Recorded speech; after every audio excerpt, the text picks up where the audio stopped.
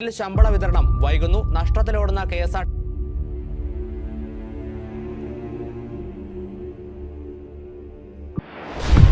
KSRTC ഒരു പുതിയ തലത്തിലേക്ക് ഉയരുകയാണ്.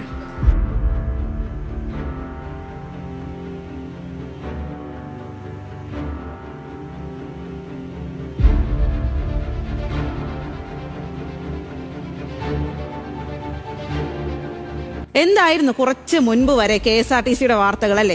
ശമ്പളമില്ല, പെൻഷനില്ല, സമരം, പ്രതിഷേധം, അത്ര നല്ലതല്ലാത്ത വാർത്തകളുടെ ഘോഷയാത്രയായിരുന്നു. എന്നാൽ ഇപ്പോൾ ലാഭങ്ങളുടെ, നേട്ടങ്ങളുടെ വാർത്ത ഓടിച്ചു വരികയാണ് KSRTC. 13 കോടി രൂപ വരെ ഇതാ നമ്മുടെ KSRTC ഒരു ദിനം കൊണ്ട് നേടുന്നു. തീരുന്നില്ല, മൂന്നാറിലൊക്കെ അടിപൊളി ഡബിൾ ഡെക്കർ ബസ് ടൂറിസ്റ്റുകളെ കൊണ്ട് ഇങ്ങനെ കറങ്ങുകയാണ്. മൂന്നാറിൽ മാത്രമല്ല, കൊച്ചിയിലും തിരുവനന്തപുരത്തും ഒക്കെയുണ്ട്.